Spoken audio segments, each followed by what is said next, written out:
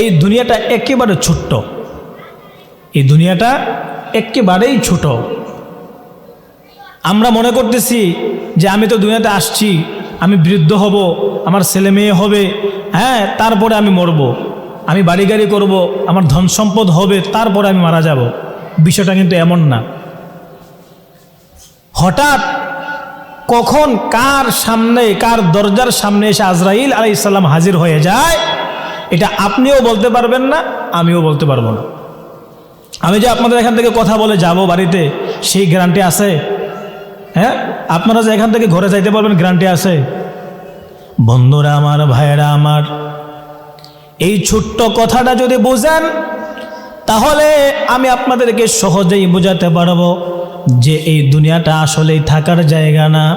এই দুনিয়া থেকে প্রতিটা মানুষ, কুল্লু নাফসিন যায়িকাতুল মাউত, শুধুমাত্র মানুষ না, শুধু মানুষ না, বরঞ্চ আল্লাহ পাক রব্বুল আলামিন ডাক দিয়ে বলেন, বান্দা, যত মাখলুকাত আমি আল্লাহ তাআলা দুনিয়াতে প্রেরণ করেছি, দুনিয়াতে আমি যত মানুষ, যত মাখলুকাত, যত প্রাণী আমি দুনিয়াতে পাঠাইলাম, সবগুলা মাখলুকাত জান যার মধ্যে আছে, সে একদিন না একদিন মৃত্যুর স্বাদ গ্রহণ করা লাগবে। যদি বলেন ঠিক কিনা? এই দুনিয়াতে যেহেতু আমি আসছি, তাহলে আমার হিসাব ক্লিয়ার যে আমি যেহেতু চলে আসছি, আমাকে চলে যাওয়া লাগবে। যেহেতু আমি আসছি, আমাকে চলে যাওয়াই লাগবে। বন্ধুরা আমার, যেতে যেহেতু হবেই, তাহলে গভীর মনোযোগ দিয়ে শোনেন। যেহেতু চলে যাব, কি নিয়ে আমি কবরে যাব? আমার আব্বা এই দুনিয়াতে ছিল, আমি যেই বাড়ি ঘরের বড়াই করি, যেই স্ত্রী নিয়ে আমি অহংকার করি, যেই ছেলে মেয়ে নিয়ে আমি অহংকার করি, আমার দাদাও তো একদিন এরকম স্ত্রী, সন্তান, ধন সম্পদ নিয়েছিল। আজকে কই আমার দাদা? কই দাদা? তো কবরে চলে গেছে। আমার আব্বাও তো আমাদেরকে নিয়ে খুব খুশি ছিল, আমাদেরকে নিয়ে ব্যস্ত ছিল, আমাদেরকে কিভাবে সুন্দরভাবে লালন পালন করবে সেই চিন্তায় মগ্ন ছিল। আজকে আব্বা কই? আব্বাও তো নাই। এখন আমি বাপ হইছি, এমনও একদিন হবে, এমন একটা সময় আসবে আমিও থাকবো না। তাহলে বোঝা গেল, আমার নিজের দিকে যখন আমি তাকাই, আমার দাদাও নাই, আমার আব্বাও নাই, আমিও থাকবো না। তাহলে বোঝা গেল এই দুনিয়াটা আসলে থাকার জায়গা না। সম্মানিত এলাকাবাসী, মাইকের আওয়াজ যত দূর পর্যন্ত যাচ্ছে, বিশেষ করে এই মাহফিলের আশপাশের যে বাড়িগুলো আছে, এই সকল মানুষকে আমি অনুরোধ করে বলবো, আমরা যারা ঘরের মধ্যে বসে আছি, আমি ঘরের মধ্যে বসে থাকলেও আমার সময়টা যাবে, এই মাহফিলে আসলেও আমার সময়টা যাবে, আমি দোকানপাটে বসে থাকলেও আমার সময়টা ব্যয় হবে, আমি এই মাহফিলে আসলেও আমার সময়টা ব্যয় হবে। আমি অযথা আমার মূল্যবান সময়টাকে নষ্ট না করে, ব্যয় না করে, সকলেই এই দিনী পরিবেশে মাহফিলের প্যান্ডেলে এসে বসে পড়ুন। ইনশাআল্লাহ এখানে অহেতুক কোনো অপ্রয়োজনীয় কথা হবে না। আপনার আমার জীবনকে কিভাবে সুন্দরভাবে পরিচালনা করব, আল্লাহ তাআলা যে আমাদেরকে দুনিয়াতে পাঠিয়েছেন, কেন পাঠাইলেন, আমাদের কাজ কি, আমরা কি করলে আমাদের পরবর্তী জীবনটা সুন্দর হবে, সেই বিষয়ে কিছু দিনে আলোচনা হবে। এই আলোচনাগুলো শুনলে কোন কথা কোন সময়ে কার অন্তরের মধ্যে গেঁথে যায়, এটা কেউ বলতে পারবে না। এজন্য আমি সকলকে অনুরোধ করে বলবো, শুধু শুধু সময়টা নষ্ট করে ঘরের মধ্যে বসে না থেকে আসুন আমরা মাহফিলের প্যান্ডেলে এসে বসি, কিছু কথা শুনি। দেখেন, এই মাহফিলটা বৎসরে একবার হয়, প্রতিদিন হয় বিষয়টা এমন না। আপনার ইচ্ছা করলেও আবার বৎসরের মাঝখানে আরেক দিন এইভাবে হুজুরদেরকে দাওয়াত দিয়া আনবেন, আইনা আপনারা কথা শুনবেন, এই সুযোগটা হবে না। আমি যতটুকু শুনলাম, আমাকে আজকে আনার জন্য একজন ভাই যাওয়ার কথা, যে সিএনজি ড্রাইভার ভাই আমাকে আনতে গেছে, ওনার সাথে একজন যাওয়ার কথা ছিল আপনাদের এই গ্রামের। উনি নাকি যাওয়ার প্রায় 10 থেকে 15 মিনিট আগে স্ট্রোক করে মারা গেছে। কথা ঠিক আছে না? মারা গেছে এরকম একজন আপনাদের গ্রামে আজকে। উনি কিন্তু আমাকে আনার কথা ছিল গিয়া। এই একটা ঘটনা এখান থেকে শিক্ষা নেওয়া উচিত যে আমরা যে ঘরে বসে আছি, মাহফিলটাকে খালি করে আমরা যে ঘরে বসে আছি, এখান থেকে শিক্ষা নেন। উনি ড্রাইভার ভাইকে বলছে যে হুজুরকে আনতে আমি যাব, আমাকে নিয়ে যাবেন, নাম্বার সহ দিছে, মোবাইল নাম্বার দিছে, যাওয়ার আগে কল দিবেন। অথচ আমাকে আনতে যাবে 10 মিনিট আগে উনি দুনিয়ার থেকে চলে গেছে। আসলে কি উনি কল্পনা করতে পারছিল যে উনি চলে যাবে? হ্যাঁ, উনি তো এরকম আশা ছিল উনি গিয়ে হুজুরকে নিয়ে আসবে। তা আল্লাহ তাআলা আমরা দোয়া করি, আল্লাহ তাআলা ওনাকে যেন ভুল টুটে ক্ষমা করে ওনার কবরটাকে জান্নাতের উচ্চ মাকাম দান করেন, জান্নাতের মেহমান হিসেবে কবুল করেন। সকলে বলেন আমিন। ভাইরা আমার, আসলে এই দুনিয়াটা একেবারে ছোট্ট, এই দুনিয়াটা একেবারেই ছোট। আমরা মনে করতেছি যে আমি তো দুনিয়াতে আসছি, আমি বৃদ্ধ হব, আমার ছেলে মেয়ে হবে, হ্যাঁ, তারপরে আমি মরব, আমি বাড়ি গাড়ি করব, আমার ধন সম্পদ হবে, তারপরে আমি মারা যাব। বিষয়টা কিন্তু এমন না। হঠাৎ কখন কার সামনে, কার দরজার সামনে এসে আজরাইল আলাইহিস সালাম হাজির হয়ে যায়, এটা আপনিও বলতে পারবেন না, আমিও বলতে পারবো না। আমি যে আপনাদের এখান থেকে কথা বলে যাব বাড়িতে, সেই গ্যারান্টি আছে? হ্যাঁ, আপনারা যে এখান থেকে ঘরে যাইতে পারবেন, গ্যারান্টি আছে? বন্ধুরা আমার, ভাইয়েরা আমার, এই ছোট্ট কথাটা যদি বুঝেন তাহলে আমি আপনাদেরকে সহজেই বোঝাতে পারবো যে এই দুনিয়াটা আসলেই থাকার জায়গা না। এই দুনিয়া থেকে প্রতিটা মানুষ, কুল্লু নাফসিন যায়িকাতুল মাউত, শুধুমাত্র মানুষ না, শুধু মানুষ না, বরঞ্চ আল্লাহ পাক রব্বুল আলামিন ডাক দিয়ে বলেন, বান্দা, যত মাখলুকাত আমি আল্লাহ তাআলা দুনিয়াতে প্রেরণ করেছি, দুনিয়াতে আমি যত মানুষ, যত মাখলুকাত, যত প্রাণী আমি দুনিয়াতে পাঠাইলাম, সবগুলা মাখলুকাত জান যার মধ্যে আছে সে একদিন না একদিন মৃত্যুর স্বাদ গ্রহণ করা লাগবে। যদি বলেন ঠিক কিনা? এই দুনিয়াতে যেহেতু আমি আসছি, তাহলে আমার হিসাব ক্লিয়ার যে আমি যেহেতু চলে আসছি, আমাকে চলে যাওয়া লাগবে। যেহেতু আমি আসছি, আমাকে চলে যাওয়াই লাগবে। বন্ধুরা আমার, যেতে যেহেতু হবেই, তাহলে গভীর মনোযোগ দিয়ে শোনেন। যেহেতু চলে যাব, কি নিয়ে আমি কবরে যাব?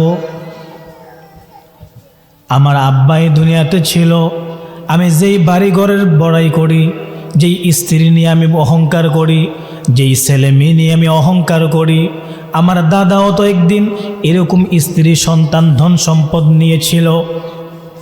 আজকে কই আমার দাদা? কই দাদা? তো কবরে চলে গেছে।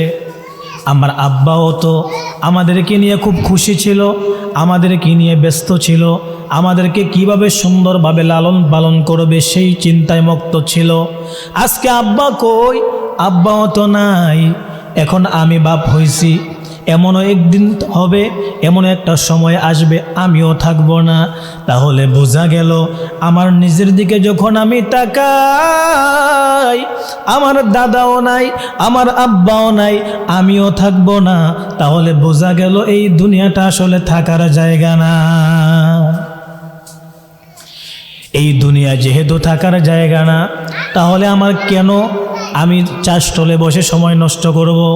কেন আমি দোকানপাটে বসে আমার সময়টাকে নষ্ট করে দেব?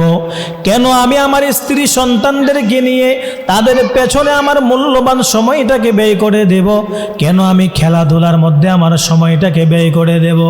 আজকে যদি এখানে একটা গানের কনসার্ট হতো, আজকে যদি বিশ্বকাপ ক্রিকেট কিংবা ফুটবল খেলা হতো, অথবা যদি এরকম বলা হতো আজকে এই মাহফিলে যারা আসবে এশার নামাজের পরে প্রত্যেকজনকে 1000 টাকা করে দেওয়া হবে, তাহলে দেখা যাইতো এই মাহফিলের প্যান্ডেল তো দূরের থাক, এই এলাকার আশপাশ সব মানুষ দিয়ে ভরপুর হয়ে যাইতো। ঠিক না? কিন্তু ভালো কাজ হওয়ার কারণে এখানে আসলে যদি হেদায়েত হয়ে যায়, আমি তো এখন নামাজ পড়ি না, এই মাহফিলে আসার পরে হুজুরদের কথা শোনার পরে যদি আমি নামাজ পড়ন লাগে, যদি আমি এই ভালো হয়ে যাই, এই জন্য শয়তানের টেনশন, শয়তান আমাকে এখানে আসতে দিতেছে না। এখন যারা ঘরে বসে থাকবে, যারা এদিক সেদিক সময়টাকে নষ্ট করবে, এই মাহফিলটাকে মূল্যায়ন করবে না, বুঝতে হবে আপনি শয়তানের ধোঁকায় পড়ে আছেন। আল্লাহ পাক রব্বুল আলামিন সকলকে ভালো কাজ করার সুযোগ দেয় না। আপনি ইচ্ছা করলেও ভালো কাজ করতে পারবেন না যদি আল্লাহ তাআলা আপনাকে তৌফিক না দেন।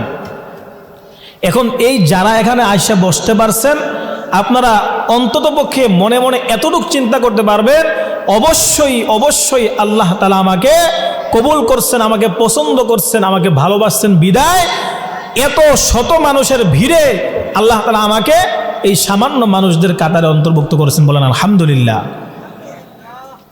ভাইরা আমার, বন্ধুরা আমার, আজকের এই মাহফিলটা করা হয়েছে কবরবাসীদের মাগফিরাত কামনায়। কবরের মধ্যে মানুষ নাই এমন কোনো ঘর নাই, প্রতিটা ঘরের মধ্যে একজন না একজন কবরের মধ্যে শুয়ে আছে, হোক বাবা, হোক দাদা, হোক মা, হোক দাদি, হোক ভাই, যে কোনো একটা না একটা পরিবারের সদস্য কবরে শুয়ে আছে। বন্ধুরা আমার, ভাইয়েরা আমার, আমরা কতটুকু পাষাণ হয়ে গেছি, আমাদের অন্তর কতটুকু খারাপ হয়ে গেছে, আমাদের অন্তর কতটুকু শক্ত হয়ে গেছে। আজকে বৎসরে একবার ওয়াজ মাহফিল থাক, দোয়া করা হবে। হ্যাঁ, দোয়া তো করা হবে। আপনার আব্বার জন্য আজকের এই মাহফিলের দোয়ার আয়োজন, আপনার আম্মার জন্য এই মাহফিলের দোয়ার আয়োজন, আপনার দাদা দাদির জন্য আজকের এই মাহফিলটা দোয়ার আয়োজন। আপনি তাদের কথা স্মরণ করেও তো মাহফিলে এসে চোখের পানি ফালাইয়া বলতে পারতেন, আল্লাহ আজকের এই মাহফিলটার উসিলায় আমার আব্বাকে মাফ করে দাও। বলেন আমিন। ওগো আল্লাহ, যেই মা এত কষ্ট করে আমাকে লালন পালন করলেন, যেই মা 10 মাস 10 দিন আমাকে গর্ভে ধারণ করলেন, যেই মা 2.5 বছর বুকের দুধ আমাকে খাওয়াইলেন, যেই মা এই গভীর শীতের মধ্যে কাপড়ও তো পায় নাই। ভাইরা আমার, বন্ধুরা আমার, খুব ভালো করে বোঝার চেষ্টা করেন। এই যুগে আমাদের সন্তানদেরকে লালন পালন করতে যাইয়া আমরা যেইভাবে কাপড় চোপড় শীতের কাপড় দিতে পারি, আমাদের মা বাবারা কিন্তু ওই রকম পর্যাপ্ত পরিমাণ কাপড়ও পায় নাই। মায়ের যেই খেতাগুলা ছিল, এই খেতা একটা দিছে প্রস্রাব করে ভিজাইয়া দিছি, আর একটা দিছে আবার ভিজাইয়া দিছি। এমনিভাবে করতে করতে যাদের মা বেঁচে আছে গিয়ে জিজ্ঞাসা করবেন কথা সত্য না মিথ্যা, সবগুলা কাঁথা যখন শেষ হয়ে গেছে, শেষ পর্যন্ত বিছানোর মতো আর কিছু নাই, তখন মায়ে কোনো উপায় না পাইয়া মায়ের আঁচলটা সন্তানের নিচে বিছাইয়া দিছে। এক পর্যায়ে যখন মায়ের আঁচলটা প্রস্রাব করে আমি ভিজাইয়া দিলাম, মা আর কোনো উপায় বুদ্ধি না পাইয়া, আমার মা আপনার মা সকলের মায়ে কি করছে জানেননি? আমাদের সকলের মায়েরা আমাদেরকে আর কোনো উপায় বুদ্ধি না পাইয়া তার প্রত্যেকের মায়ের বুকের উপরে জড়াইয়া জড়াইয়া আমাদেরকে ঘুম পাড়াইছে। ওই জনম দক্ষিণী মাকে কবরে শোয়াইয়া আজকে কেমনে আল্লাহর বাসীরা ঘরে বসে রইলা, দোকানপাটে বসে রইলা। একটু চিন্তা করো না, তোমার মা নিজে না খাইয়া তোমারে খাওয়াইছে, নিজে ভালো জামা কাপড় না পরে তোমাকে পড়াইছে। তোমার বাবা এত বৃষ্টির মধ্যে ভিজে কাজ করছে, রোদের মধ্যে পড়ে কাজ করছে, নিজে ভালো কোনো শখ আহ্লাদ পূরণ করার নাই, সন্তানের পেছনে নিজের জীবনটাকে ব্যয় করে দিছে। ওই বাবাকে কবরে শোয়াইয়া কেমনে ঘরে বসে রইলা রে ভাই? একটু কি চিন্তা আসে না? আমিও তো কবরে চলে যাব। আমি গ্যারান্টি দিয়ে বলতে পারি, যেই সন্তানেরা নিজের মা বাবাকে কবরে শোয়াইয়া মা বাবার খোঁজ খবর নেয় না, মা বাবার জন্য দোয়া করে না, 100% গ্যারান্টি লিখে রাখেন, ইনশাআল্লাহ দেখবেন আপনি মারা যাওয়ার পরেও আপনার কোনো সন্তান আপনার কথা স্মরণ করবে না। গ্যারান্টি। আপনার উচিত হলো আপনার মা বাবাকে যে কবরে শুয়াইয়া রাখছেন, আপনি আপনার সন্তানকে নিয়ে ফজরের পরে অথবা জুমার নামাজের পরে অথবা যখন ছুটিতে আসেন, বাড়িতে আসেন, সময় করে সন্তানকে হাতে ধরে করে নিয়ে কবরের পাশে দাঁড়াইবেন যে তোর দাদার জন্য দোয়া করতে আসি, চল। এটা যখন প্রতিদিন করবেন, সন্তান এটা শিক্ষা পাবে। বাচ্চাদেরকে যেটা শেখানো হয় ওইটাই কিন্তু শিখে। এটা প্রতিটা মানুষ, একটা কাদা আছে না, কাদা যদি নেন আপনি ইচ্ছা করলে পুতুল বানাইতে পারবেন, আপনি ইচ্ছা করলে হাঁড়ি পাতিল বানাইতে পারবেন, আপনার যা খুশি তা করতে পারবেন। কিন্তু যখন আপনি এটাকে পুরাইয়া শক্ত করে ফেলবেন, এরপরে কি এটা দিয়ে কিছু বানানো যাবে? ঠিক বাচ্চাদের মনটা হলো কাদার মতো। আপনি তাদেরকে যা শিক্ষা দিবেন ওরা তাই শিখবে। প্রমাণ যদি লাগে নেন, আমরা যখন ছোটো ছিলাম আমাদের যুগে মোবাইল ছিল না, আমাদেরকে একটু কুলে নিলে আমরা ঘুমাইয়া যাইতাম। এখন বর্তমানের 100 থেকে প্রায় 95% বাচ্চাকে মোবাইল না দিলে ঘুমায় না, মোবাইল না দিলে খায় না, মোবাইল না দিলে কান্না বন্ধ করে না, ঠিক না? তাহলে কি বোঝা গেল? ওই যে বাচ্চারা ছোটোবেলা থেকেই, জন্মের পর থেকে, দুনিয়াতে আসার পর থেকে সে দেখতেছে মা বাপ আপনজন যারা আছে তারা সারাদিন মোবাইল নিয়ে ব্যস্ত, সে মনে করতেছে এটাই মনে হয় কোনো একটা জিনিস, এটাই মনে হয় আমার বাঁচার রাস্তা। এই বাচ্চাটা এটা দেখতে দেখতে তার মেধাটা এরকম হয়ে গেছে, এখন বর্তমানে মোবাইল না দিলে বাচ্চাকে কোনোভাবে রাখা যায় না। এটা তো গেল বাচ্চার কথা। আর আমাদের যুব সমাজের অবস্থা এখন, আপনাদের এলাকার মানুষ হয়তো ভালো, আমি বলতে পারি না, কিন্তু অন্য অন্য আমাদের অঞ্চলে গেলে দেখা যায় যে বর্তমান যুব সমাজ, ছেলে বলেন মেয়ে বলেন, মোবাইলে এতটাই আকৃষ্ট হয়েছে, এখন বর্তমানে যদি মোবাইলটাকে উঠাইয়া দেওয়া হয়, বহু ছেলে মেয়ে আছে একেবারে মারাই যাবে। মোবাইল ছাড়া সে 1 ঘন্টা সময় ব্যয় করতে পারবে না। তাহলে বুঝেন আমরা এখন কোন পর্যায়ে আছি।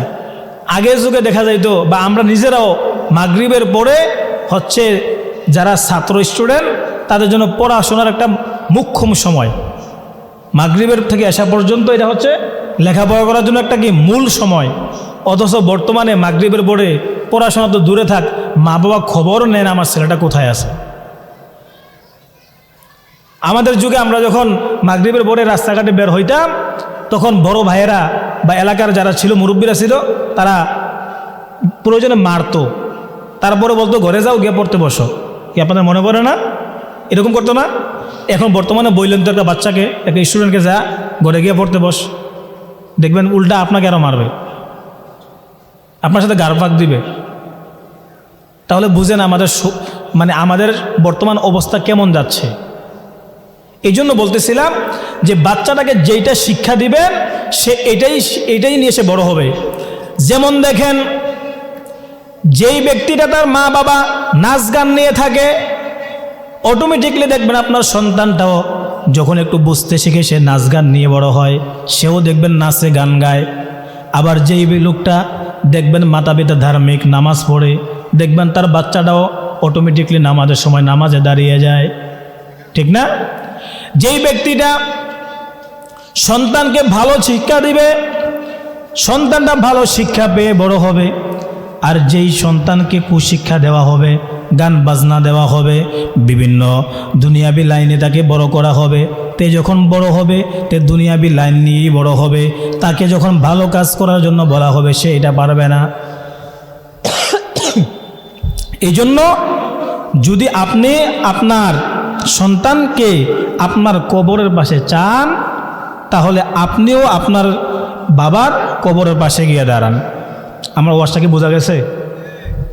আপনি যদি আপনার সন্তানকে কবরের পাশে চান, তাহলে আপনি আপনার সন্তানকে নিয়ে আপনার বাবার কবরের পাশে গিয়ে দাঁড়ান। যদি আপনি আপনার সন্তানকে নিয়ে আপনার বাবার কবরের পাশে দাঁড়াইতে পারেন, তাহলে ইনশাআল্লাহ আপনার সন্তানও আপনার জন্য সময়ে সময়ে গিয়ে আপনার কবরের পাশে গিয়ে দাঁড়াবে। আর এটা হচ্ছে কারা পারবে? যারা মাহফিলে আসবে। বলে হুজুর এটা আবার কেমনে হইল? এটা এমনিই হইল যে আজকের মাহফিলটা তো তাদের জন্য, কবরবাসীর জন্য করা হয়েছে। তো আপনি আজকে মাহফিলে আসতেছেন না, আপনার সন্তানও মাহফিলে আসবে না। সে কোথায় যাবে জানেন? যখন খেলার আয়োজন করা হবে তখন খেলার মাঠে যাবে, তাকে কেউ ধরে রাখতে পারবে না। যখন গান বাজনা হবে তখন সে গান বাজনার স্থানে চলে যাবে, তাকে কেউ আটকায় রাখতে পারবে না। এজন্য আসুন আমরা আমাদের সন্তানদেরকেও শিক্ষা দেই, আমরা নিজেরাও শিক্ষা গ্রহণ করি। ওয়াজ মাহফিলগুলোতে এখন বর্তমানে মানুষ আসতেই চায় না, আসে যখন তাবারুক দেওয়া হবে অথবা যখন প্রধান বক্তা আসবে তখন। ভাইয়েরা আমার, বন্ধুরা আমার, এতক্ষণ যেই কথাগুলো বললাম সবগুলো কথা থেকে মূল কথা হলো, যেহেতু আমরা এই দুনিয়াতে থাকতে পারবো না, এই দুনিয়াটা থাকার জায়গা না। এখন দুনিয়ার মানুষ আমার যদি আরও বন্ধুও হয়, এই বন্ধু আমার কোনো কাজে আসবে না। দুনিয়ার মানুষ আমাকে যতই ভালোবাসুক না কেন আমার কোনো কাজে আসবে না। আমি যদি আমার আল্লাহকে প্রকৃত বন্ধু বানাইতে পারি, আমি যদি আমার আল্লাহর সাথে সম্পর্ক করতে পারি, আমি যদি আমার আল্লাহর সাথে ভালোবাসার সম্পর্ক স্থাপন করতে পারি, তাহলে আমি মারা যাওয়ার পরে দুনিয়ার কোনো মানুষের দরকার নাই। বরঞ্চ আমার আল্লাহ আমাকে যদি ক্ষমা করে দেয়, আমার আল্লাহ যদি আমাকে মাফ করে দেয়, তাহলে দেখবেন আমার কবরের মধ্যে গিয়ে দেখব আমার কবরের মধ্যে জান্নাতের নাজ নেয়ামত বিছানো। যেহেতু আমরা থাকতে পারবো না, আমাদেরকে পরকালের প্রস্তুতি নেওয়া লাগবে, ঠিক না? প্রস্তুতি কিভাবে নেব? আল্লাহ পাক রব্বুল আলামিন আমাদেরকে বানাইছেন, এখানে আমাদেরকে বানানোর পেছনে একটা উদ্দেশ্য আছে। উদ্দেশ্য হলো ওমা খলাকতুল জিন্না ওয়াল ইনসা ইল্লা লিয়াবুদুন। আল্লাহ পাক রব্বুল আলামিন বলেন যে বান্দা, আমি তোদেরকে বানাইছি, 18,000 মাখলুকাত, সকলকে আমি সৃষ্টি করছি। সবাইকে সৃষ্টি করে আমি আল্লাহ ছেড়ে দিয়েছি তোদের পেছনে, তোদের গোলামি করবে, তোদের সেবা করবে।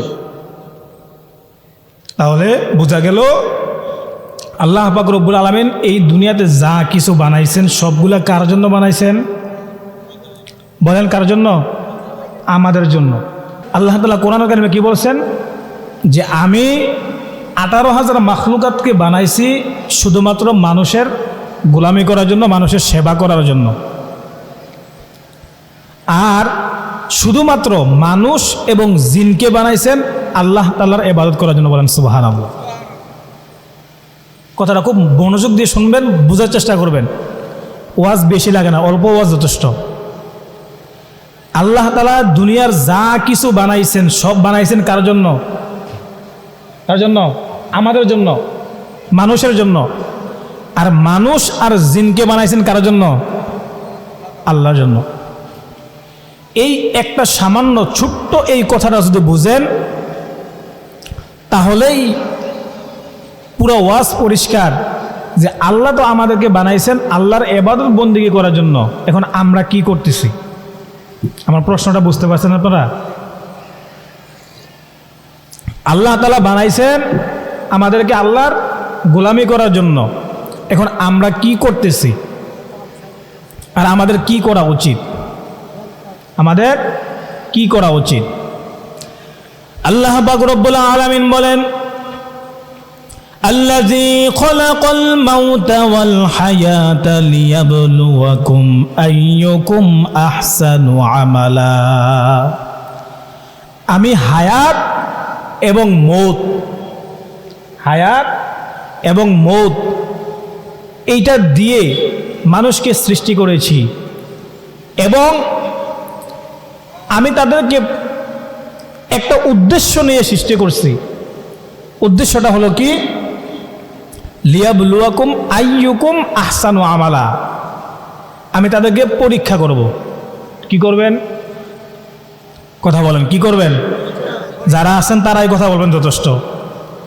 আল্লাহ তাআলা আমাদেরকে কি জন্য বানাইছেন তাইলে? বলেন। পরীক্ষা করার জন্য। পরীক্ষা বলতে কি পরীক্ষা? দুনিয়ার পরীক্ষার মধ্যে লেখা লাগে, বইতে যা পড়ানো হয় তা লেখা হয়। আর আমার আল্লাহ পাক রব্বুল আলামিন ডাক দিয়ে বলেন, বান্দা তোমাদেরকে আমি পরীক্ষা করব। কি পরীক্ষা তোমরা জানোনি? পরীক্ষাটা হলো আহসানু আমালা। বলেন সুবহানাল্লাহ। আমার আল্লাহ বলেন নাই বেশি আমল, আকসারু আমালা, এই কথা আমার আল্লাহ বলে নাই। আমার আল্লাহ বলেছেন আহসানু আমালা। আহসান মানে হলো সুন্দর। আহসান মানে কি? কথা বলেন। আমার আল্লাহ বলেন, বান্দারে আমার দরবারে বেশি আমল করো, এটা আমি আল্লাহ দেখব না। আমি দেখব ভালো আমল কে করেছে, সুন্দর আমল কে করেছে। বলেন সুবহানাল্লাহ। আমার আল্লাহ বেশি আমল চায় না। আমার আল্লাহর দরবারে বেশি আমলের দরকার নাই।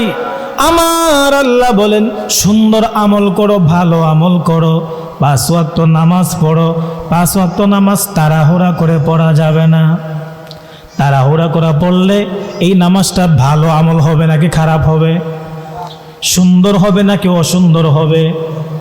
আওয়াজ দিয়ে বলেন। আমার আল্লাহ বলেছেন সুন্দর আমল করার জন্য। সুন্দর আমল কেমনে হবে রে বন্ধু? সুন্দর আমল হবে আল্লাহর রাসূল সাল্লাল্লাহু আলাইহি ওয়াসাল্লাম যেমনি নামাজ পড়েছেন। আমার নবী কি নামাজের মধ্যে তাড়াহুড়া করছে নাকি? না না, আমার নবীজি নামাজ এত সুন্দর করে পড়েছেন। যদি কোনো কাফের বেঈমানেরা আমার নবীকে, আপনারা জানেন আবু জাহেল উটের পোষা ভুড়িয়াই আমার নবীর উপরে দিছে, আমার নবীর খবরও নাই। হযরতে আলী রাদিয়াল্লাহু তাআলা আনহু উনি যখন তরবারি যুদ্ধের মধ্যে গিয়া তীর আঘাতপ্রাপ্ত হইলেন, এখন তীরটা কিভাবে খুলবে সবাই চিন্তিত হয়ে গেল। একটা তীর যদি একেবারে এই পায়ের মধ্যে বৃদ্ধি প্রায় মানে ঢুকে যায়, তখন এটাকে টান দিয়া বের করার কোনো সুযোগ আছে? বলেন সম্ভব? আর তীর কি তীর, একদিক দিয়ে টান দিলে সব নিয়ে বাইর হবে, এত কঠিন আঘাতপ্রাপ্ত হয়ে গেছেন।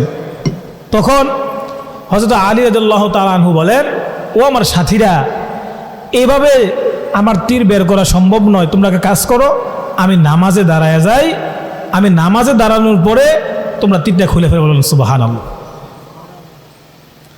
আমরা একটা মশা কামড় দিলে, হ্যাঁ, এমন থাবড়া গিয়ে থাবড়া, এমন থাবড়া পুরো মসজিদ আওয়াজ হয়। আর সাহাবা কেরাম কি বলছেন? আলী রাদিয়াল্লাহু তাআলা আনহু বলতেছে যে আমি নামাজে দাঁড়ানোর পরে তীরটা খুলে ফেলবা। যেই কথা সেই কাজ। হযরত আলী রাদিয়াল্লাহু তাআলা আনহু যখন নামাজে দাঁড়াইলেন, তখন তীর খুলে ফেলা হইল। নামাজের পরে হযরত আলী রাদিয়াল্লাহু তাআলা আনহু জিজ্ঞেস করতেছেন, তীর কি খোলা হয়েছে? তীর কখন খুললা? আল্লাহু আকবার বলবেন না? মানে উনি টেরও পায় নাই যে ওনার পায়ে থেকে এত বড় একটা তীর খোলা হয়েছে। এই হচ্ছে নামাজ। এই নামাজ পড়লে 5 ওয়াক্ত নামাজই যথেষ্ট। এই নামাজ পড়লে 5 ওয়াক্ত নামাজ যথেষ্ট। হ্যাঁ, যারা 5 ওয়াক্ত নামাজ সুন্দরভাবে পড়ে তারা নফল নামাজও পড়ে। যারা নামাজই পড়ে না তারা আবার কিসের নফল নামাজ, কিসের তাহাজ্জুদের নামাজ, ঠিক না? এই জন্য আসুন, আল্লাহর রাসূল সাল্লাল্লাহু আলাইহি ওয়াসাল্লাম যেই রাস্তা আমাদেরকে দেখাইলেন, যেই আমল আমাদেরকে করার জন্য বলেছেন, সেই আমল যদি আমরা করি তাহলে আউয়ালু মা ইউহাসাবু বিহিল আবদু ইয়াউমাল কিয়ামাতিস সালাহ, কিয়ামতের দিন সর্বপ্রথম নামাজের হিসাব নেওয়া হবে। এখন আমার যদি নামাজের মধ্যে আমি ধরা খেয়ে যাই, প্রথম স্টেপে যদি আমি আটকায়া যাই, তাহলে আমার সব রাস্তা বন্ধ হয়ে যাবে। আমি প্রথম রাস্তায় যদি ধরা খাই তাহলে আমার সব রাস্তা বন্ধ হয়ে যাবে। এই জন্য এই হাদিসটার উপরে আমরা সকলেই আমল করার চেষ্টা করবো ইনশাআল্লাহ।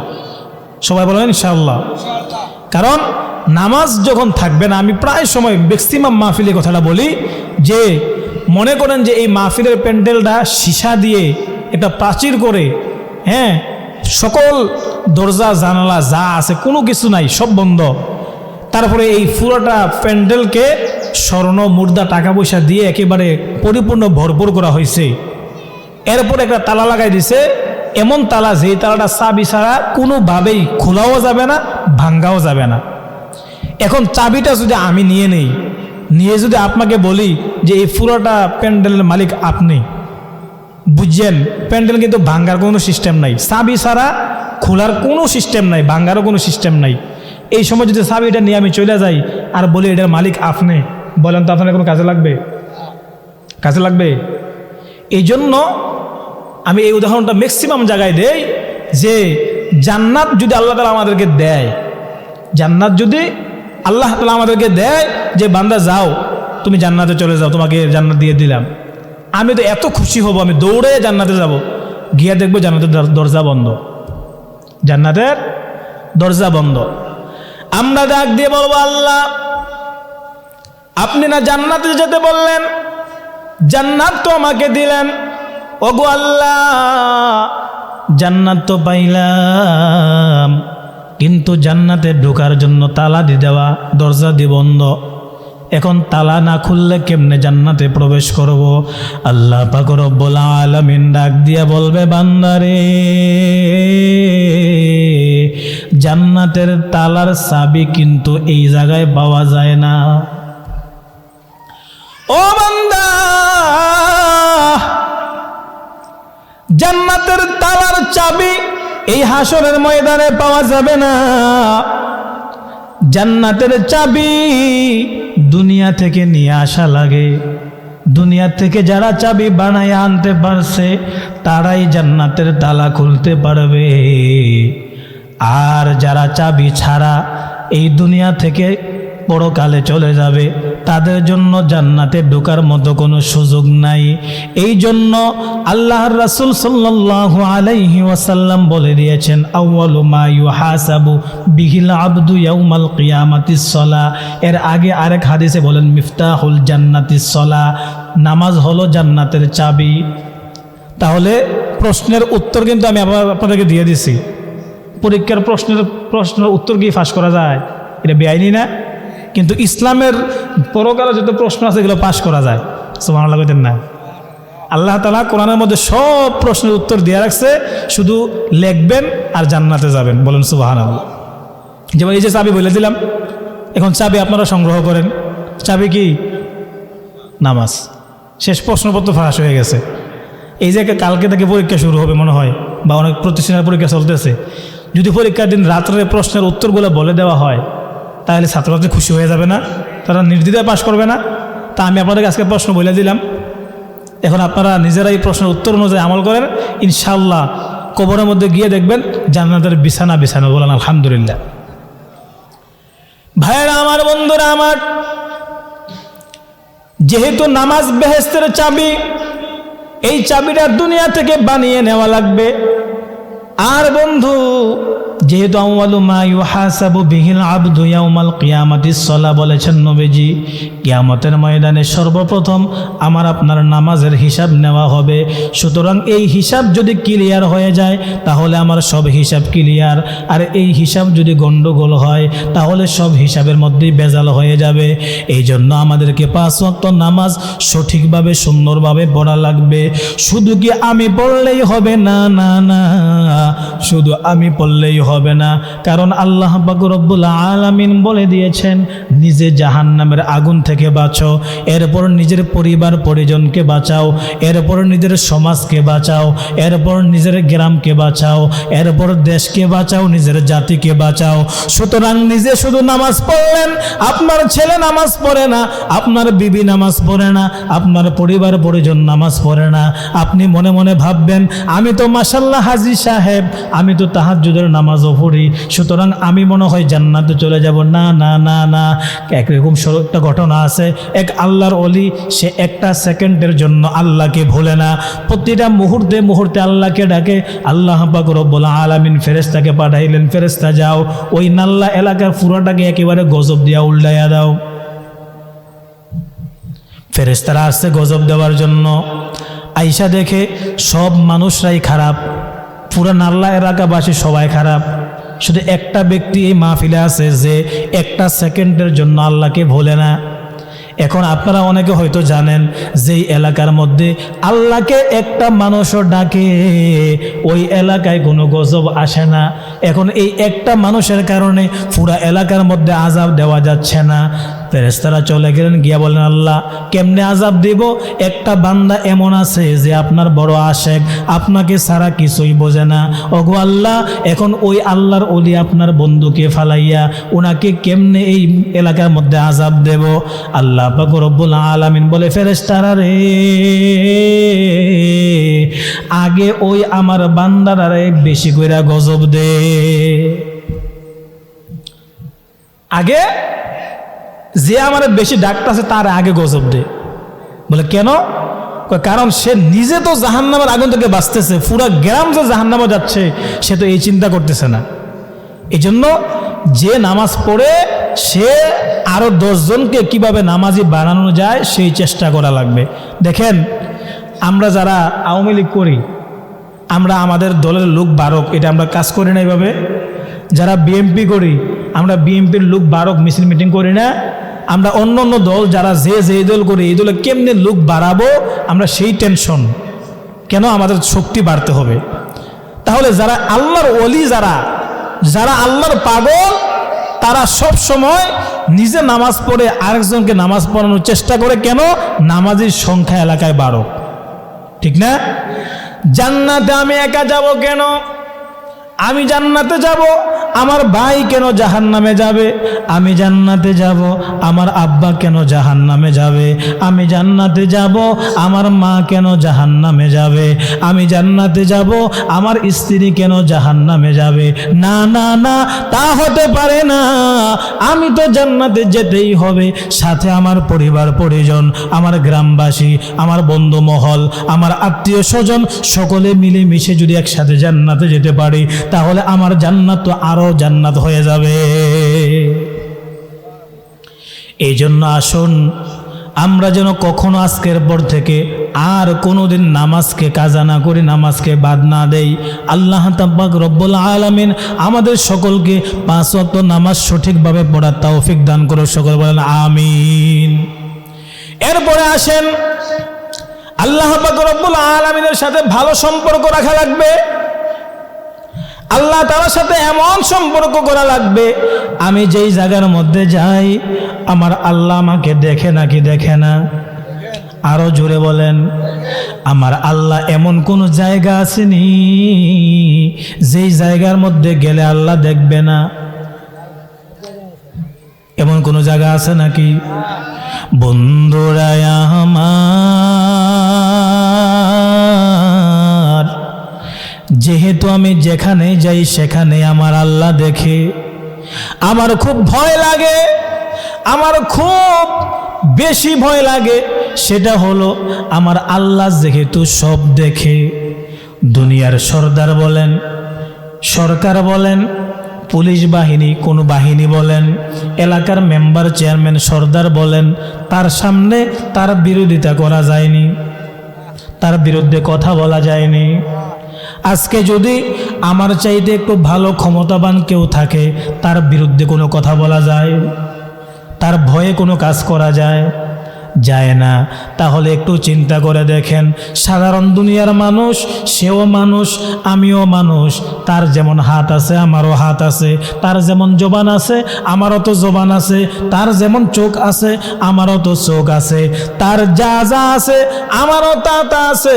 তারপরেও তার সামান্য বিন্দু পরিমাণ একটু ক্ষমতা বেশি হওয়ার কারণে তার বিরুদ্ধে আচরণ করা যায় না, তার বিরুদ্ধে কোনো কথা বলা যায় না। যে আল্লাহ পাক রব্বুল আলামিন আমাকে এত আদর করে বানাইলেন, যে আল্লাহ পাক রব্বুল আলামিন এত ভালোবেসে আমাকে বানাইলেন, আল্লাহ পাক রব্বুল আলামিন ডাক দিয়া বলে, বান্দারে আমি তোদেরকে এত মায়া করে বানাইছি, আমি তোদেরকে এত সুন্দর করে বানাইলাম, এর চাইতে সুন্দর আমি দুনিয়াতে আর কোনো কিছু বানাই নাই। এত সুন্দর করে আমি তোদেরকে বানাইয়া আমি 18,000 মাখলুকাত সকলকে তোদের গোলাম বানাইয়া দিলাম। ও বান্দারে,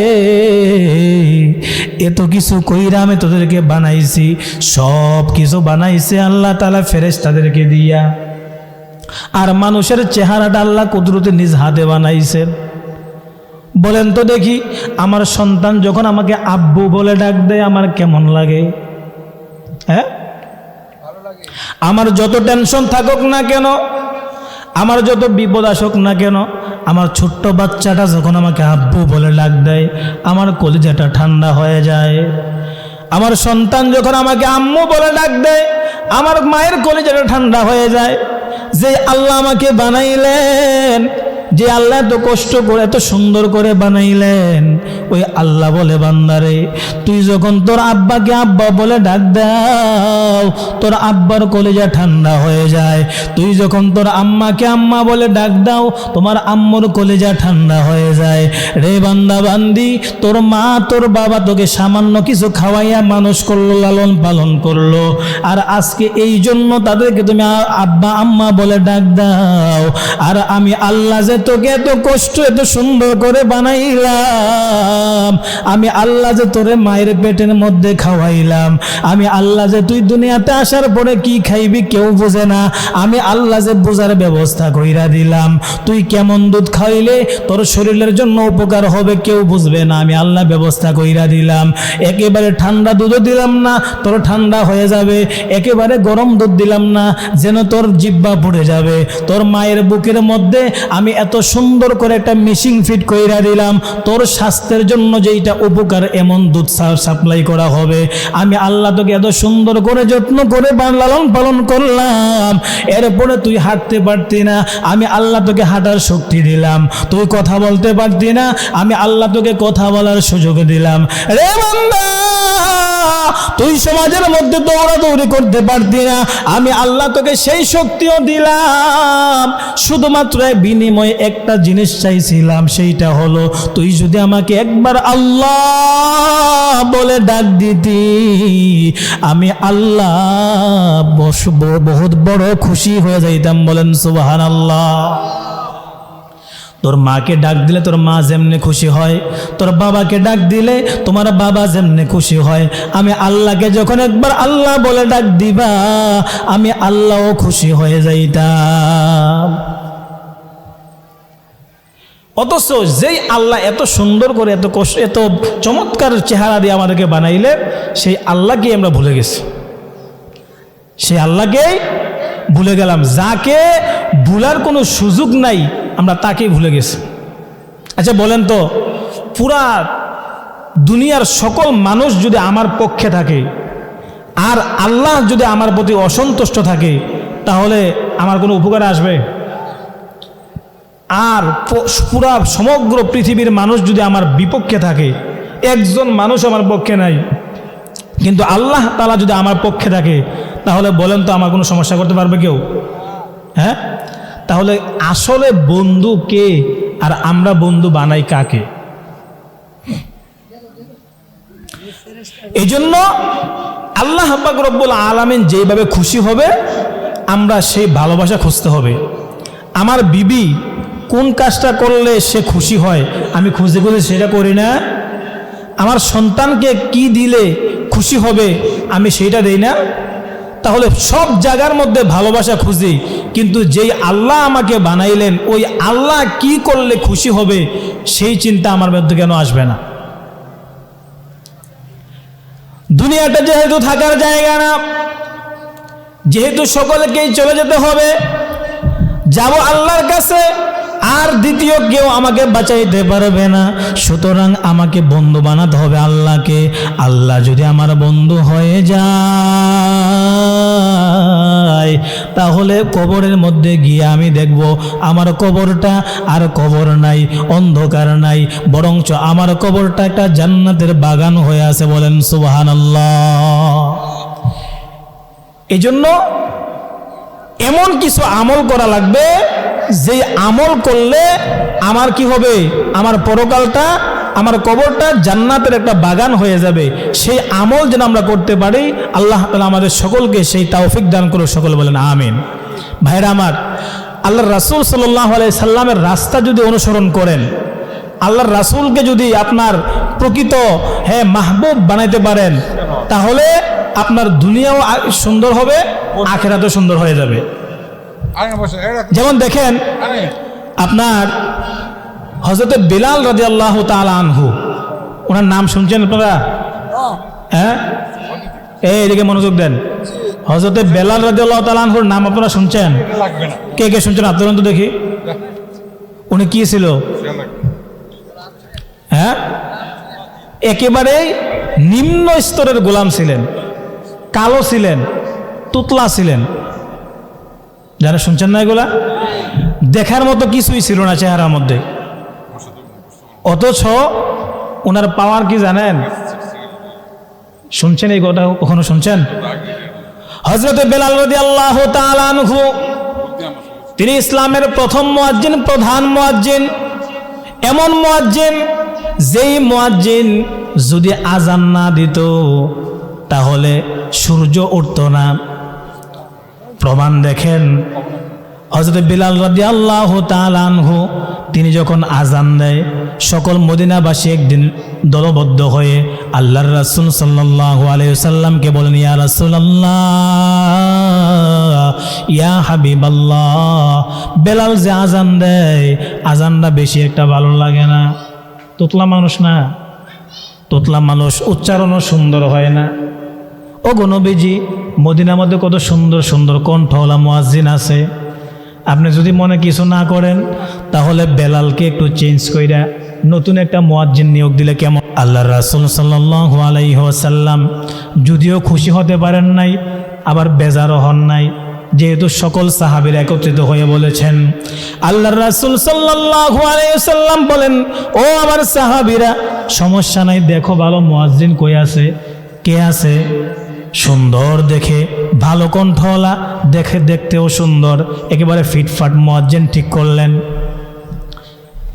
আল্লাহর রাসূল সাল্লাল্লাহু আলাইহি সাল্লাম এশারের নামাজের পরে ডাক দিয়ে বললেন, বেলাল রে, ও বেলাল, ফজরের সময় থেকে তুমি আর মদিনার মসজিদে আজান দিও না। ইয়া রাসূলুল্লাহ, কারণ কি? বেলাল রে, কারণ হলো মদিনার চেয়ে সবচেয়ে ভালো কণ্ঠ, সবচেয়ে সুন্দর একজন মুয়াজ্জিন ঠিক করা হয়েছে, আগামীকাল ফজর থেকে ওই নতুন মুয়াজ্জিন আজান দিবে। ও বেলাল, তুমি আর আজান দিতে আইছো না। বেলাল রাদিয়াল্লাহু তাআলা আনহু চোখের পানি ছেড়ে দিলেন। চোখের পানি ছেড়ে দিয়া বললেন, আল্লাহ, কালো বানাইছো, কোনো অভিযোগ করি নাই। তুতলা বানাইছো, কোনো অভিযোগ করি নাই। গোলাম বানাইছো, কোনো অভিযোগ করি নাই। ওগো আল্লাহ, সমাজে চলার মতো আমার কিছুই নাই, তারপরে অভিযোগ নাই। ওগো আল্লাহ, শেষ পর্যন্ত মসজিদের মুয়াজ্জিন থেকে ওকে আমাকে সরাইয়া দিলা। এইভাবে সারাটা রাত্র কান্নাকাটি শুরু করে দিলেন। গভীর মনোযোগ দিয়ে কথাটা শোনেন। এইভাবে যখন সারাটা রাত কান্না করতে করতে রাত্র কাটাইয়া দিলেন, ফজরের সময় নতুন মুয়াজ্জিন আজান দিছে। আজান দেওয়ার পরে আস্তে আস্তে, আপনাদের নাল্লা এলাকায় যখন ফজরের আজান দেওয়া হয়, আজান দেওয়ার পরে আস্তে আস্তে সূর্যের আলো হয়নি? হ্যাঁ, ফর্সা হয় না? কিন্তু ওই দিন ফজরের আজান যখন দিছে, প্রতিদিনের মতো আর পর হচ্ছে না, ফর্সা হচ্ছে না। রাসূল সাল্লাল্লাহু আলাইহি সাল্লাম বারবার ঘড়ির দিকে তাকায়, দেখে যে কোনো আলোর কোনো খবর নাই, অন্ধকারই রয়ে যাচ্ছে। টাইম হয়ে গেছে, সময় চলে যাচ্ছে। আল্লাহর রাসূল সাল্লাল্লাহু আলাইহি সাল্লাম যখন দেখলেন কোনোভাবেই ফর্সা হচ্ছে না, তখন তিনি ফজরের জামাতও আদায় করে ফেললেন। ফজরের জামাত আদায় করার পরে অপেক্ষা করতেছেন, সকাল হয় না। চিন্তায় পড়ে গেলেন, কি ব্যাপার, সূর্য কেন ওঠে না, আলো কেন আসে না? পেরেশান হয়ে বসে আছেন। এমন সময় হযরত জিবরাইল আলাইহিস সালাম দৌড়াইয়া এসে বললেন, ইয়া রাসূলুল্লাহ, ইয়া হাবিবাল্লাহ, নবী গো, আজকে মদিনার মসজিদে কেন আজান হয় নাই? নবীজি সাল্লাল্লাহু আলাইহি সাল্লাম ডাক দিয়া বলে, ও ভাই জিবরাইল, কে বলছে তোমাকে আজান দেওয়া হয় নাই? আজান তো হয়েছে। কই, না না, আজকে তো আজান দেওয়া হয় নাই। না জিবরাইল, আমি কি তোমার সাথে মিথ্যা বলি নাকি? আজকে তো ভালো সুন্দর কণ্ঠ, সেই মুয়াজ্জিন দিয়ে আজান দেওয়া হয়েছে, তুমি বলো আজান দেওয়া হয় নাই।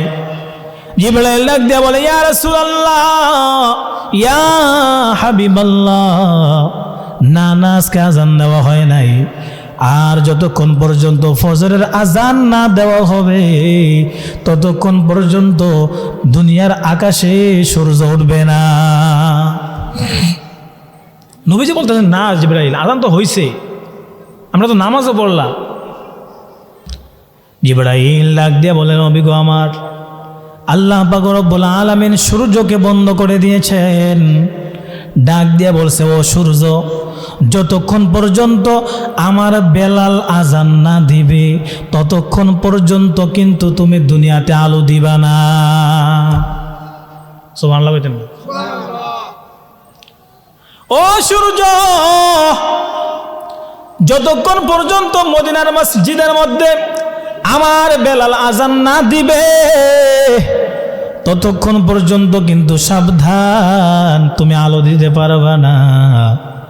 এখন আল্লাহর হুকুমের বাইরে কি সূর্য উঠতে পারবে?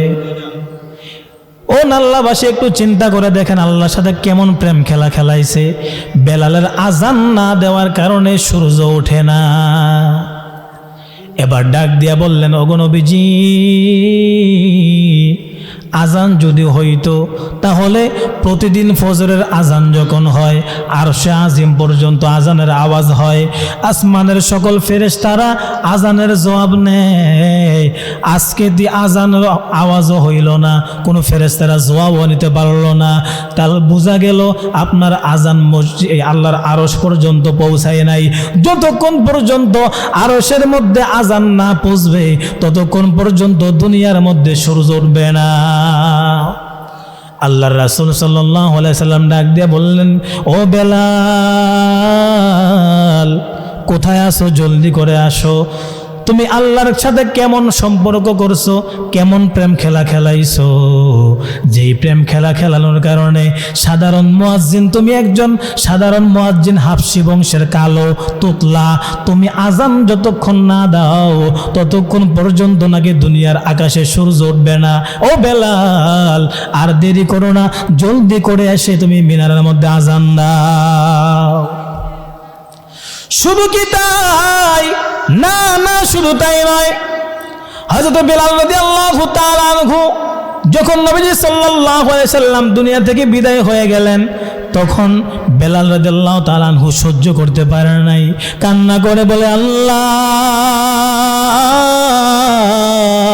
আমি এত দূর থেকে মদিনায় আসছিলাম আমার নবীর জন্য, যেই নবীর প্রেমে পড়ে আমি আজান দিতাম, ওই নবী যেহেতু নাই আমি আর কাকে আজান শোনাবো? আমি তো আজান শোনাইতাম নবীকে, নবী যেহেতু নাই আমিও আর থাকবো না। বেলাল বহু দূর চলে গেলেন। নবীজি স্বপ্ন যোগে গিয়া বলে, বেলাল রে, ও বেলাল, আমি এনে নাই, তুমি কই গেলা? তোমার আজান কেন আমি রওজা থেকে শুনি না? বেলাল কেমন প্রেম খেলা খেলাইলেন। আল্লাহর রাসূল সাল্লাল্লাহু আলাইহি সাল্লাম জান্নাতের মধ্যে যখন মেরাজে গিয়ে গেলেন, গিয়া দেখেন জান্নাতের মধ্যে নবীজির সামনে সামনে ঠুকঠুক আওয়াজ হয়।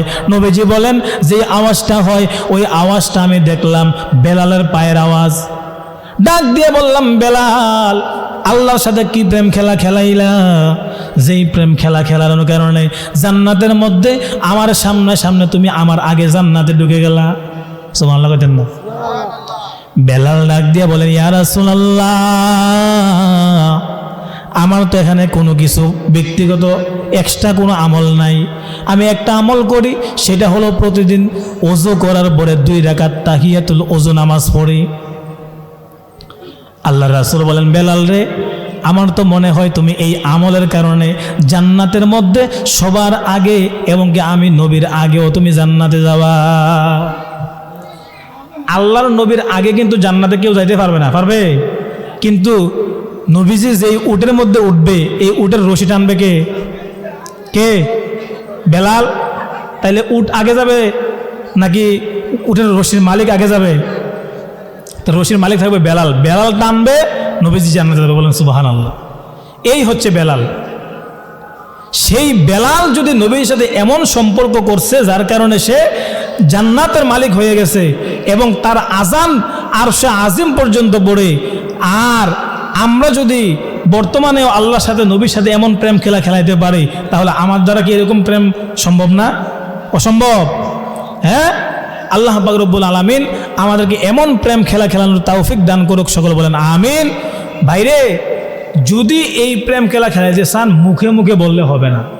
নবীজির মোহাব্বতে দাড়ি লেখা লাগবে, নবীজির মোহাব্বতে মাথায় টুপি দেওয়া লাগবে, নবীজির মোহাব্বতে মসজিদে গিয়ে জামাতে নামাজ পড়া লাগবে, নবীজির মোহাব্বতে মেসওয়াক করা লাগবে, নবীজির মোহাব্বতে দস্তরখান বিছাইয়া খানার খাওয়া লাগবে, নবীজির মোহাব্বতে প্রস্রাব পায়খানা করার পর ডিলাগুলো ব্যবহার করা লাগবে, নবীজির মোহাব্বতে মুসলমানকে দেখলে সালাম দেওয়া লাগবে, নবীজির মোহাব্বতে আপনি রাস্তার ডান পাশ দিয়ে চলা লাগবে, নবীজির মোহাব্বতে আপনাকে কোনো মানুষকে কষ্ট দেওয়া যাবে না, নবীজির মোহাব্বতে কোনো মানুষের সাথে খারাপ আচরণ করা যাবে না, গালি দেওয়া যাবে না, তাহলেই বোঝা যাবে আপনি নবীজির রাস্তাকে অনুসরণ করতেছেন। আর তখনই আল্লাহর রাসূল সাল্লাল্লাহু আলাইহি ওয়াসাল্লাম বলছেন যে যেই ব্যক্তি কিনা আমার একটা সুন্নতকে জিন্দা করবে সে যেন 100 শহীদকে আল্লাহর রাস্তায় এই 100 উট কুরবানি করলে যেই সওয়াব আল্লাহর রাসূল বলেন তার আমল নামায় 100 শহীদের সওয়াব দেওয়া বলেন সুবহানাল্লাহ। তাহলে আমি যেই সুন্নতগুলো বললাম এগুলোকে বেশি কঠিন হবে আপনাদের জন্য? দাড়ি রাখা কঠিন হবে? হ্যাঁ, মেসি কেমনে চুল কাটে, নেইমারে কেমনে চুল কাটে সেই অনুসরণ ঠিকই করি, নবীজি কেমনে দাড়ি রাখতে কইছে সেই অনুসরণ করি না। নায়ক শাকিব খান কেমনে সিরা ফ্যান পরে হেডা অনুসরণ করি, নবীজি কি সুন্দর সুন্নতে জুব্বা পড়ছে হেডা অনুসরণ করি না, আমরা মুসলমান দাবি করি। আবার আমরা বলে কি আমাদের ময়দানে গিয়া আল্লাহর নবীর সামনে দাঁড়ায়াম, এটা কোন চান? নবীজির সামনে দাঁড়াইলে নবীজির মতো মন লাগতো না? নবীজি যেই রাস্তা দেখাইছে আমরা রে, নবীজি যেইভাবে চলছে এই রাস্তা চলন লাগতো না? নবীজি যেমনি চলছে এমনি চলন আমাদের দ্বারা সম্ভব না, কিন্তু যে রাস্তা দেখাইছে রাস্তায় চলার চেষ্টা করা লাগবে। বুঝেন, আল্লাহ রাসূল যে রাস্তা আমাদেরকে দেখাইছেন ওই রাস্তায় চলার চেষ্টা করা লাগবে, চেষ্টা করলে আল্লাহ রাসূল খুশি। আর বেশি বেশি যেটা করতে হবে সেটা হলো আমার নবীর উপরে অসংখ্য অগণিত হাঁটতে বসতে চলতে ফিরতে সর্বাবস্থায় দুরূদ শরীফ পড়া লাগবে। কি পড়া লাগবে? দুরূদ শরীফ যত বেশি পড়বেন তত বেশি নবীজির সাথে সম্পর্ক বাড়বে। আপনি নাল্লার এই মাহফিলে বসে দুরূদ শরীফ পড়বেন, আপনার দুরূদ ফেরেশতাদের মাধ্যমে নবীজির রওজা শরীফে নিয়ে ফেরেশতারা বলবে ইয়া রাসূলুল্লাহ ইয়া হাবিবাল্লাহ। নাল্লা গ্রামের মধ্যে পাড়ার জামাল গাজী বাড়িতে মাহফিলের মধ্যে বসে এমক ব্যক্তির এমক ছেলে, তার নাম এমক, সে আপনার সামনে দুরূদ পড়েছেন। এভাবে আল্লাহর রাসূলের কাছে দুরূদের সওয়াব দুরূদের সুখবর দেওয়া হবে। কিয়ামতের ময়দানে আপনাকে আল্লাহর রাসূল খুঁজে খুঁজে বের করে জান্নাতে নিয়ে যাবে। বলেন সুবহানাল্লাহ। এইভাবে যদি নবীজির প্রেমে পড়তে পারেন তাহলে দুনিয়াতেও আপনি শান্তি পাবেন, পরকালেও আপনি নাজাত পাবেন। এই জন্য আজকের মূল আলোচনা হলো আমরা যেইটাই করি না কেন, যাই করি না কেন, আমাদেরকে আল্লাহর রাসূলের রাস্তা অনুসরণ করা লাগবে, আল্লাহর রাসূলের পথ এবং মতকে অনুসরণ করা লাগবে, আর আল্লাহর হুকুম বেশি বেশি পালন করা লাগবে। এই দুইটা কথা, মেসেজ দুইটাই। যদি আল্লাহর পথে চলেন, নবীজির আদর্শ মধ্যে চলেন, তাহলে দুনিয়াতেও আমাদের রাস্তা ক্লিয়ার, পরকালেও আমাদের রাস্তা ক্লিয়ার হয়ে যাবে। আর যদি এর ব্যতিক্রম হয় বন্ধু, তাহলে ওই শুরুতে যে আলোচনাটা করছিলাম যে চলে যেতেই হবে, চলে যেতেই হবে, কিন্তু কি নিয়ে যাব, কিভাবে গিয়ে নবীজির সামনে দাঁড়াবো? কত জানাজার পড়েছে নামাজ, দিয়েছি কত দাফন, কত জানাজার পড়েছে নামাজ, দিয়েছি কত দাফন, কোথায় যেন আছে আমারও তৈরি সাদা কাফন, জানাজার পড়েছে নামাজ, দিয়েছি কত দাফন, কত জানাজার পড়েছে নামাজ, দিয়েছি কত দাফন।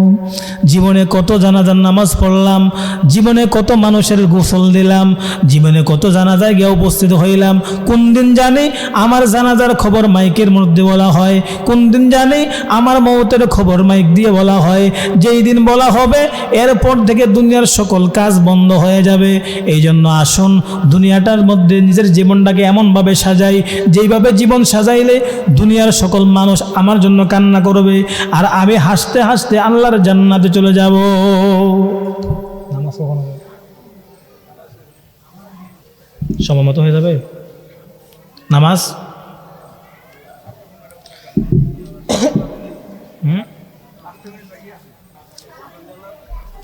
নামাজ কত?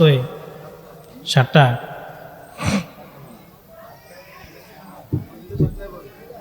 এখানে কখন হবে নামাজ? 7টা হবে। তাহলে এতক্ষণ পর্যন্ত যেই কথাগুলো বললাম আল্লাহ তাআলা আমাদের সকলকে এই কথাগুলোর উপরে আমল করার তৌফিক দান করুক। আসলে আপনারা যদি কিছু মানুষ থাকতেন তাহলে ভালো কিছু আলোচনা করা যেত, যেহেতু একটা বাধা চলে আসলে কিন্তু আলোচনার মুড ঘুরে যায়। এই জন্য ইনশাল্লাহ দোয়া করবেন আল্লাহ তাআলা যেন যদি পরবর্তীতে সুযোগ হয় ইনশাল্লাহ আরও আপনাদেরকে কিছু কথা বলার জন্য আল্লাহ তাআলা সুযোগ দেয় বলবো। আজকে যা বললাম মূল মেসেজটা তো বুঝতে পারছেন, আমার মূল কথাটা বুঝতে পারছেন তো সবাই? ইনশাল্লাহ চেষ্টা করবেন, নিশ্চয় দেখবেন মরে যাওয়ার পরে আপনার রাস্তা পুরো ক্লিয়ার থাকবে। যে কথাগুলো বললাম যদি এগুলো আমল করতে পারেন ইনশাল্লাহ মারা যাওয়ার পরে অবশ্যই আপনি কবরে গিয়ে দেখবেন আপনার জন্য জান্নাত রেডি অপেক্ষা করতেছে।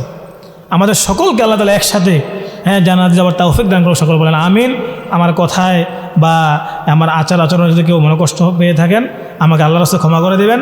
আমি কাউকে কষ্ট দেওয়ার জন্য কোনো কথা বলি নাই, আপনাদের বন্ধু হয়ে আসছি, আপনাদেরকে ভালো কিছু বোঝানোর চেষ্টা করছি। আল্লাহ তাআলা আমাকেও যে কথাগুলো বললাম নিজেকে আমল করার তৌফিক দান করুক, এবং যারা মাইকে আর আওয়াজ যতটুকু পর্যন্ত গেছে যারা শুনছেন সকলকে আল্লাহ তাআলা এই কথাগুলো আমল করার তৌফিক দান করুক। বর্তমানে আমাদের এই দেশের মধ্যে সবচাইতে বেশি অবহেলিত, সবচাইতে বেশি লাঞ্ছিত, সবচাইতে বেশি অপদস্থ হলো মসজিদের ইমাম এবং মুয়াজ্জিন। তাদের চাইতে অসহায়, তাদের চাইতে এই অপদস্থ লাঞ্ছিত সমাজের কোনো মানুষ নাই।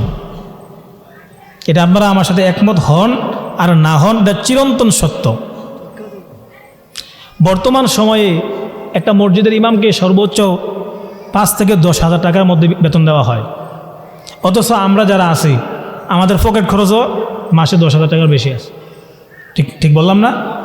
আমার সন্তানকে কুমিল্লা হসপিটাল নিয়ে গেলে 8 থেকে 10,000 টাকা নাই, অথচ আমি কোন বিবেকে একটা ইমামকে 8,000, 7,000, 10,000 টাকা দিয়ে আবার কত রকমের কথা। ইমাম সাহেব বাড়িতে যাইতে পারবে না, ইমাম সাহেব ছুটিতে যাইতে পারবে না, ইমাম সাহেব এক ওয়াক্ত নামাজে অনুপস্থিত থাকতে পারবে না। ইমাম কি আপনি জানেন? ইমাম কাকে বলে? ইমাম মানে কি? ইমাম অর্থ কি? ইমাম মানে হচ্ছে নেতা, ইমাম মানে হচ্ছে সর্দার, বাদশাহ। উচিত ছিল ইমাম যেইভাবে বলবে সমাজ সহ পুরা গোটা মসজিদ তো আছেই, সমাজ পর্যন্ত ইমামের কথাই চলবে। আর আমরা গোটা সমাজ ইমামরে চালাই, নাউজুবিল্লাহ বলতেন না? ইমামের কথায় সবাই চলার কথা, আর ইমামরে আমরা চালাই। তাইলে এই ইমামের পিছনে যদি আমি নামাজ পড়ি আমার নামাজটা কতটুকু হচ্ছে বলেন? আপনি একজন সর্দারের পেছনে নামাজ পড়লে যেভাবে পড়বেন, আপনার চাকরের পেছনে নামাজ পড়লে এইভাবে পড়বেন? সর্দারের প্রতি যেরকম ভক্তি শ্রদ্ধা আসবে চাকরের প্রতি শ্রদ্ধাটা আসবে। তাহলে আপনি ইমামরে যে চাকর বানাইছেন, তার চাকর বানাই তার পিছনে নামাজ পড়তেছেন, তাহলে চাকরের পিছনে নামাজ পড়তেছেন আপনি, ঠিক না? অথচ ইমামকে আল্লাহ নবী নেতা বানাই দিয়েছেন, নেতার পিছনে নামাজ পড়তেন বলছে। সম্মান কিরকম দেওয়া দরকার? নেতার পেছনে আপনাকে দাঁড়াইতে বলছে, আপনি চাকর বানাইয়া চাকরের পিছনে নামাজ পড়েন, তাহলে আপনার জান্নাত কিভাবে যাবেন? নামাজ পড়বেন আর কি, এই নামাজে জান্নাত পাওয়া যাবে? এই নামাজে জান্নাত পাওয়া যাবে? এই জন্য আমাদের এই কথাটা বলতাম না, আমি মিডিয়া আছে এই জন্য বলতেছি যে পুরা গোটা বাংলাদেশের মধ্যে এই আমার আলোচনাটা যত জায়গায় যাবে সব জায়গার মধ্যে আমি অনুরোধ করব সকলকে, আপনাদের হাতে পায়ে ধরবো, মসজিদ কমিটিকে বলবো একটু সচেতন হন। ইমামকে কষ্ট দিয়ে আপনি নামাজ পড়িয়া মসজিদ বানাইয়া ওয়াজ মাহফিল করে জান্নাতে যাইবেন এই আশা করেন না, কোনো লাভ হইতো না, কোনো লাভ হইতো না। আগে ইমামকে দেখতে হবে, ইমামের আমি যেই বেতন দিচ্ছি, আমি তাকে যেই হাদিয়াটা দিচ্ছি, এই হাদিয়া দিয়া তার পরিবার চলতেছে কিনা, তার যা প্রয়োজন আছে এগুলো মেটানো যাচ্ছে কিনা। যদি হয় তাহলে আপনি বাঁচতে পারবেন, আর না হয় কিয়ামতের ময়দানে প্রতিটা মসজিদ কমিটি আপনার আল্লাহ দরবারে জবাবদিহি করতে হবে। এখন বলবেন যে হুজুর এত মসজিদ বেতন দেন করতে, আপনারা এত মসজিদ বানাতেন কইছে কেডা? আপনারা ফাড়ায় মসজিদ বানাতেন কইছে কেডা? মসজিদ একটা থাকতো, পুরো গ্রামের সবাই মিললে একজন ইমামকে সম্মানে ঠিকমতো দিতেন, সবাই নামাজ পড়তেন, প্রতিদিন 5 ওয়াক্ত নামাজে পুরো গোটা এলাকার সকল মুসল্লিদের একসাথে দেখা হইতো। আজকে বাড়ি বাড়ি মসজিদ করছেন, কেউ মাসে একবার দেখা হয় না, সম্পর্কগুলো এভাবে নষ্ট করে ফেলছেন। মসজিদ ভালো কাজ, তবে ভালোর মধ্যেও খারাপ আছে। মসজিদ করাটা দোষ না, আবার বেশি মসজিদ হওয়াতে লাভ হয়েছে। আমি বলি কেন লাভ হয়েছে? কারণ যদি নাল্লার এই যে বাজারটা আছে এখানে যদি মসজিদ থাকে বাড়ির 10 জন মুরব্বীর মধ্যে 5 জন যাইতো না, যাইব? শীতেও যাইতো না, রাস্তা লাগেও যাইতো না। এখন বাড়ির কাছে মসজিদ হয়েছে দেখিয়া শুধু কষ্ট করে হইলেও মসজিদে নামাজটা পড়ে, এদিক দিয়ে লাভ হয়েছে। কিন্তু হ্যান্ড দিয়া হুজুরে তো মারি লেতেছেন। হ্যাঁ, এখান দিয়ে আমরা না নামাজে হয়েছেন, হ্যান্ড দিয়ে হুজুরে কষ্ট দিয়া। এই জন্য আমি অনুরোধ করব, আপনারা আগে সবচাইতে বেশি গুরুত্ব দেবেন হুজুরকে। হুজুরের দুষ্টালাশ করার জন্য আমরা পাবলিক এত মানে বেশি পটু, হুজুরের একটা 19 থেকে 20 দুষ পাইছে, এই হুজুর শেষ। যেমন হুজুরে কিনা গোলাম বানাই লেছে, এক ওয়াক্ত নামাজ যদি হুজুরে না থাকে, হুজুরের গোষ্ঠী সহ উদ্ধার করে লাই। ইমাম সাহেব মসজিদের কমিটি থেকে ছুটি নিয়ে যাবে, পাইছেন কই? আপনি কোনের কি হয়েছেন? ইমাম হচ্ছে বড়, আপনি সভাপতি, মসজিদের সভাপতি। ইমাম সারা সভাপতির বেল আছে? হ্যাঁ, কথা কথা আমরা রাগ হইতেছে। ইমাম সারা মসজিদের সভাপতির কোনো বেল আছে? তাইলে আমার কাছে ইমাম সাহেব ছুটি নিয়ে যাওয়া লাগবো গেলে গিয়া? হ্যাঁ, যাবে। এখন আপনি কই গেছেন মসজিদে, তারা কইব কেমনি? মুসল্লি বলতে পারবো আপনি কই গেছেন? এই জন্য শুধু জানাইয়া যাবে। যেমন আমি আমার মসজিদে চাকরি করে আজকে 3.5 বছর হয়েছে, আজ পর্যন্ত কোনো ছুটি লইছি না। এই যে আজকে আসছি, বলছি নাল্লা আমার প্রোগ্রাম আছে, মাহফিলে যাচ্ছি, শেষ। এটা হচ্ছে ছুটি। ও আমার ছুটি লাগবো, কে রে? নাল্লা যায়, মাহফিলে যায়, এই করাম সেই কর। আপনারা জবাব দিয়ে করবো ইমাম সাহেব? হ্যাঁ, ইমাম সাহেব আপনার যাতে বড় না। এখন যদি ইমাম সাহেব আপনার যে বড় হয়, এটাকে আপনার লস। কারণ ইমামকে আল্লাহ সম্মান দিয়ে বানাইছে, বড় বানাইয়া আপনারা এই চেয়ারের মধ্যে বসাইছে নাকি? তা আপনার তার ইয়ার মধ্যে সে আপনার কাছে জবাবদিহি করে যাবে কেন? আপনাকে জানাইয়া যাবে, আপনাকে জানাইয়া যাবে যে আমি এমন জায়গায় যাচ্ছি, শেষ। আপনি কফিও চাইবেন না, কেন যাচ্ছে, কোথায় যাচ্ছে, নাই কেন, হ্যাঁ হুজুর থাকে না, এই করে না সেই করে না। আপনার শুধু প্রয়োজন আছে, হুজুরের প্রয়োজন নাই। দুনিয়াবি সকল যত কাজ সব আপনারা আছে, হুজুরের কোনো কাম নাই। হ্যাঁ, এই জন্য এগুলো করবেন না। অনুরোধ করবো, এই এলাকার মধ্যে যারা আছেন প্রত্যেকেই ইমামদের দিকে তাকান। আপনি ওয়াজ মাহফিল করবেন, বক্তার আইনের সাথে দূরত্ব আইন 50-60 টাকা দিবেন। হ্যাঁ, 1 ঘন্টা ওয়াজ করব। আর ইমাম সাহেব মাসে 4 জমার মধ্যে 1 ঘন্টা করে হইলেও 8 ঘন্টা, আরে 4 ঘন্টা ওয়াজ করে, একটিও দিলেন না। বক্তায় দূরত্বে ডাহাতে ওয়াজ করলো তো শেষ করে দিচ্ছি। বক্তায় 1 ঘন্টা ওয়াজ করলো, 60,000 টাকা দিয়ে দিলেন। আর ইমাম সাহেবের দিলে 5 ওয়াক্ত নামাজ পড়ায়, দিলেন 5,000 টাকা, দিলে কয়টা করে পড়ছে? তা আপনি কীভাবে ইসলাম জিন্দা করবেন আর কীভাবে আপনার জান্নাতে যাবেন? এই জন্য আসুন সচেতন হই, আমরা ইমামদেরকে অবহেলা না করি, মুয়াজ্জিনদেরকে অবহেলা না করি। যদি করি তাহলে আমাদের যোগ্য ইমাম, যোগ্য মুয়াজ্জিন খুঁজে পাওয়া যাবে না। নামাজ পড়বেন যেই ইমাম সাহেব নিজে সূরা ফাতিহা পড়তে পারে না, যে বেড়া কমিটির কথা হইনে হইনে চলে, কমিটির যেমনি খুশি এমনি চলে, ইমাম সাহেব কি কমিটির কথা হইনে চললে ইমামত থাকবো? এটা ইমাম সাহেব বলে এটাকে? আল্লাহ তাআলা আমাদের সকলকে সেই বুঝ দান করুক এবং ইমামদের প্রতি সদয় হওয়ার তৌফিক দান করুক। সকল বলেন আমিন।